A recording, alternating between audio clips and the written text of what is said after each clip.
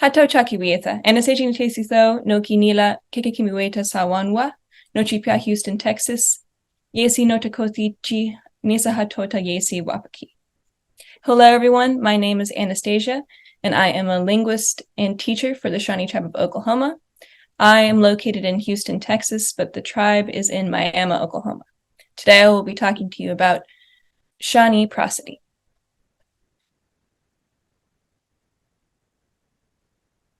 So to start off, we'll give you a brief language background. So Sawan-Watuwewe, or the Shawnee language, is the southernmost member of the Algonquian language family. Sawanoki, or the Shawnee people, also the tribe, were originally located in the Ohio River Valley, which now includes Indiana, Ohio, West Virginia, Kentucky, and Tennessee. Now all three federally recognized Shawnee tribes are in Oklahoma: the Shawnee tribe, the Eastern Shawnee tribe, and the absentee Shawnee tribe. Sawan-Watuwewe is closely related to other Central Algonquin languages, especially Miami, Kickapoo, and Meskwaki-Sac. Sawan-Watuwewe was once spoken by both American Indian tribes and French settlers, as it was the trade language for the Ohio River Valley. As of 2022, Sawan-Watuwewe has fewer than 20 known native speakers all over the age of 70. And we are only in contact with 2 of those native speakers. In 2020, Chief Ben Barnes declared a state of emergency for Sawan-Watuwewe, and the Shawnee tribe declared the Decade of the Shawnee Language, which was a commitment by the tribal government to fund a language program for the next 10 years.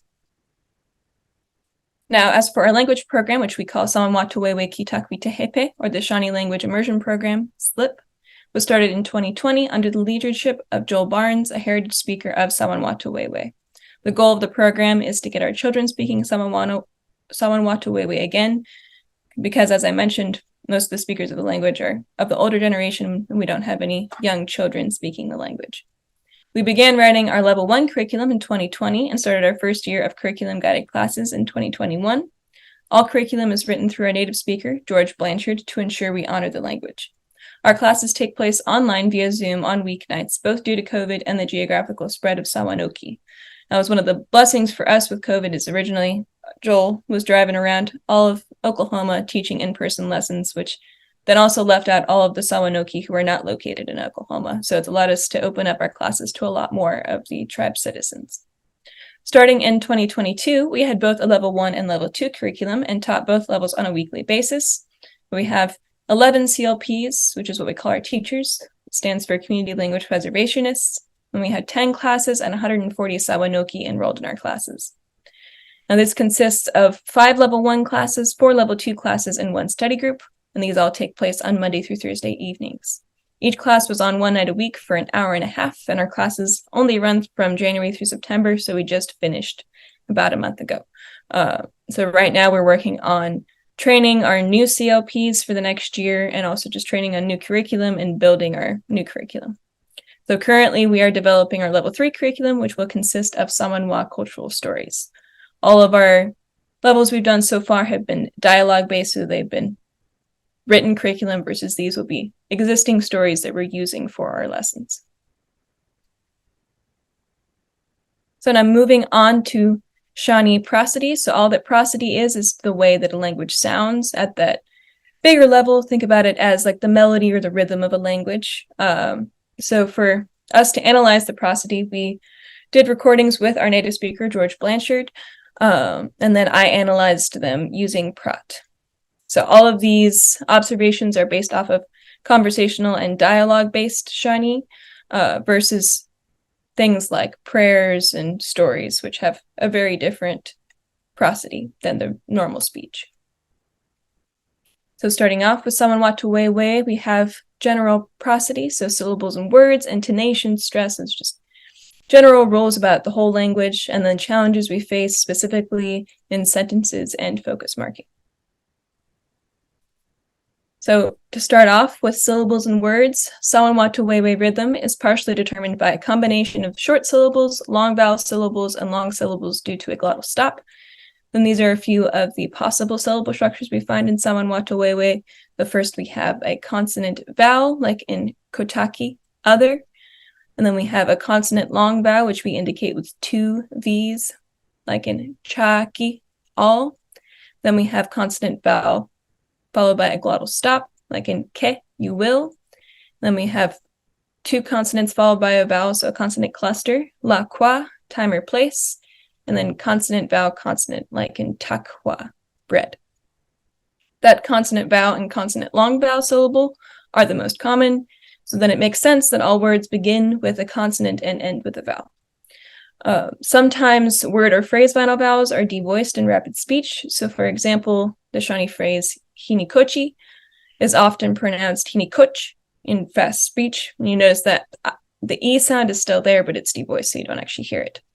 And then another thing that happens with those word or phrase final vowels, it can sometimes result in an H where the vowel would have been, or just a very faint vowel. For example, in kathapi nekoti, for one at a time, it often comes out in speech as kathapi nekot, versus that other where we had just hinikoch, and it kind of just ended. This one, you actually get that aspiration after the T, kathapi nekot. Now, as for our intonation in the language, the pattern is that there's a low pitch at the start of a phrase or sentence, rising for the second syllable and falling until rising at the end. So in standard Shawnee word or phrase, you'll see down, up, and then you'll see more of that variation if it's a longer word or phrase. And the pitch also varies more within stressed words. Sometimes the middle can be relatively flat, but if it's stressed, you'll see more of that roller coaster. The pitch rise pattern is greatest at the start of a word or phrase, while sometimes barely noticeable at the end of a word or phrase. And something that influences this are that glottal stops cause a pitch drop, which results in the following syllable being high pitch. And then that final pitch rise is especially faint if preceded by a glottal pitch drop and post-glottal pitch rise. And then we also have a phenomenon where phrase final pitch will fall when repeating a phrase. So that's how you know that it's not just normal speech. You know that they're repeating something over and over. They're no longer saying it the way they naturally would.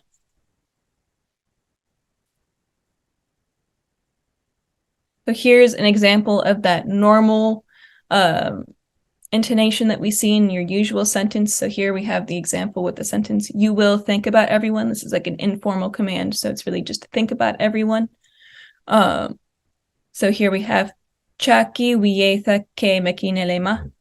So you'll notice that we see at the beginning, it starts off here, and then it rises for that second syllable, and it falls. And then because we do have that ke, even though it's not right at the end, we don't see as much of a rise at the end. Still, there's a little bit because they're able to catch up at the end, but you'll see this down, up, down, up.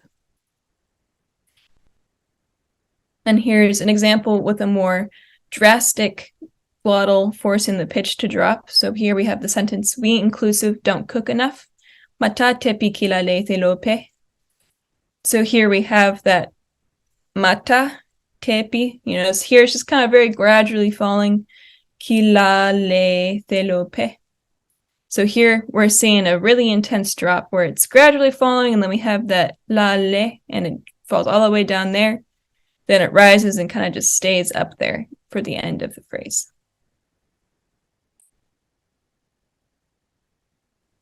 Now moving on to stress.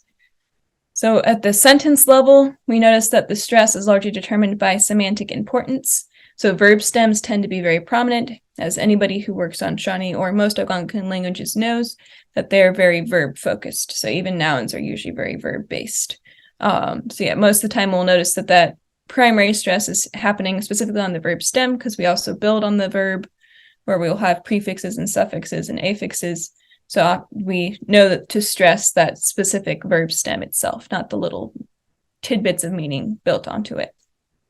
And then other things that also are semantically important then get the following levels of stress. Then at the word level, long syllables are usually more prominent than short ones, which is to be expected. So not only are they held longer, but they tend to get more stress. And then the perception of phrase final stress is due to the normal phrase final pitch rise. So a common statement about Shawnee was that stress falls on the final syllable. And then when we looked into this, I noticed that it was actually not the case. Only command forms tend to have that phrase final stress, like in the command go fish, panameth kelo. And this is because that command form is a suffix on the verb. So that lo is what's telling you it's a command.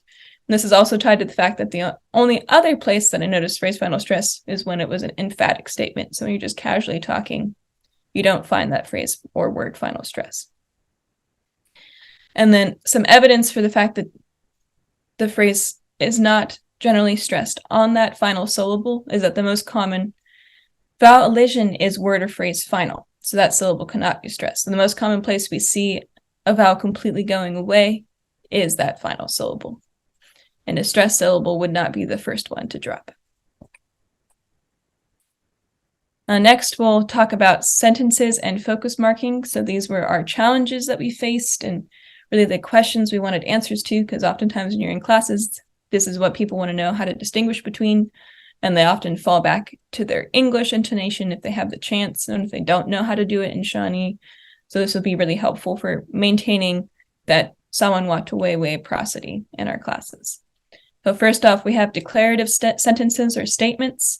So for this, we have complex sentences. So when you have a dependent phrase and an independent phrase, regardless of which order they're in, the dependent phrase has a minimal pitch variation and intensified final pitch rise.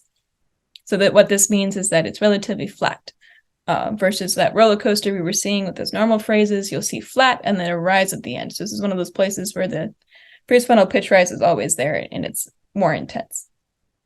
And then the independent phrase, as expected, has a normal pitch pattern because that's more of your regular everyday sentence that you hear. So the way to differentiate between the two of them is that flat intonation with the high pitch at the end, and then the normal roller coaster intonation. And then for the next kind of sentence, the interrogative sentences or questions, the intonation is the same as with declarative sentences, like in that independent phrase above, just with an exaggerated second syllable pitch rise. So what this means is that instead of just barely going up at the beginning, we have the first syllable low, and then it spikes up for that second syllable. And this makes sense because question markers are always initial. So we have a couple in Shawnee, like ha and nehiwe, and those are always put at the first beginning of the question. So that means that that's helping to emphasize like that next word after ha, you're really noticing that ha because it's kind of right before that rise, so you know that it's a question. And then for the answer to those questions, the focus word is stressed and placed first. And this is a common phenomenon in Shawnee in general. We place things in the front if that's the focus of the sentence. And then for imperative sentences or commands, one of the only times that the syllable is stressed at that final position is in these commands, like I mentioned earlier, since the imperative marker is a suffix, like in panameth kelo, for go fish. But that's mainly the only difference for the command form. And then if you're being really intense about your command, you really want someone to do it, you just pop that lower ko more. And then our next type of sentence, so those exclamatory sentences or exclamations, usually occur as single words, and the vowels are lengthened within those words. But we did not have many examples of these. I will have to have more to analyze them thoroughly. And then finally, our focus marking, as I mentioned earlier, we do this by placing it first in a phrase and stressing it. So if there are two words in the sentence, that focus marked word is going to have more pitch variation, be louder, and also be at the beginning of the phrase. And moving on to some examples of what I just talked about. So first we have a dependent phrase. So if you speak Shawnee, sawan watuwewe. So you'll notice here, this does not look like a roller coaster like our other spectrograms did, but instead it looks very flat. And then we see a little rise at the end. Versus the independent phrase, we inclusive can talk, tepi ke hachimope, which has more of that roller coaster vibe, where it's not just a flat line, it starts tepi ke hachimope. So that shows us the difference between those independent and dependent phrases. And next we have an example of a question. So is this your first time here? Hachine whisky matasi ye piayani. You'll notice, as I mentioned, we have an intense spike at the beginning right after that question marker. So that ha is our question marker. And right after the ha, chine, we see that spike. And then generally normal, flat, in between phrasal intonation, and then going up at the end is normal amount. versus English, where we go up at the end for our questions, and Shawnee, we're going up at the beginning. And then now this is one of those exclamatory sentences, so more of an emphatic statement, and this was said to me by George when I said a Shawnee phrase particularly correct. And this is "that's right," which is really just that, inanimate, but it's used for yes and you're welcome and all sorts of things in Shawnee.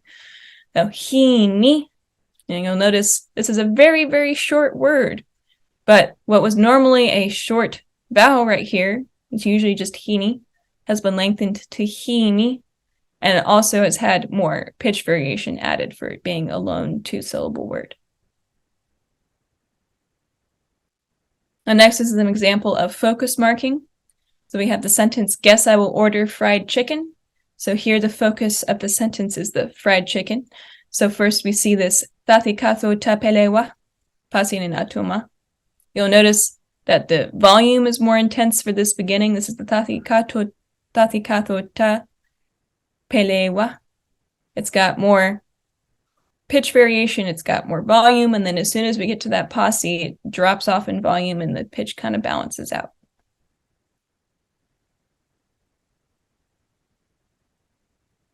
Okay, now just some tidbits for discussion.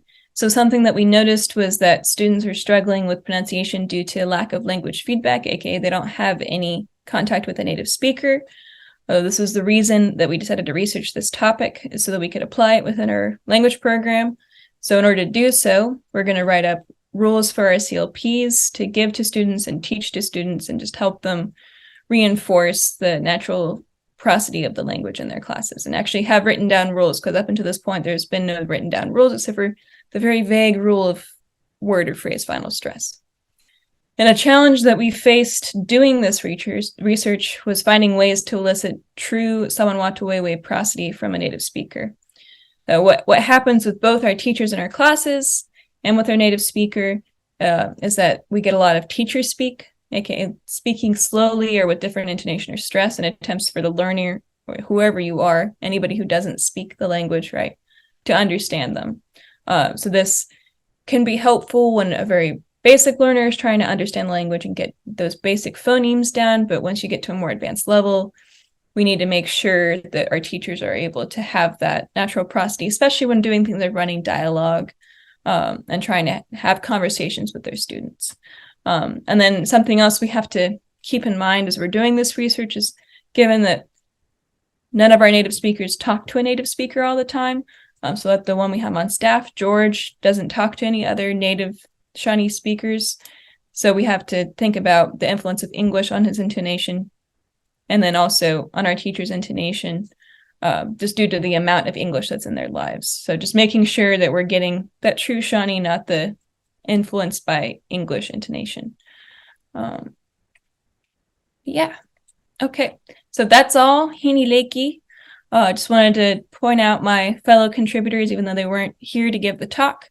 So George Blanchard, our language expert, Joel Barnes, the director of our language program, Terry Hinesley, who's one of our CLPs, and Carl Schaefer, who's our linguistic consultant, volunteers his time to work on the language. Yahweh.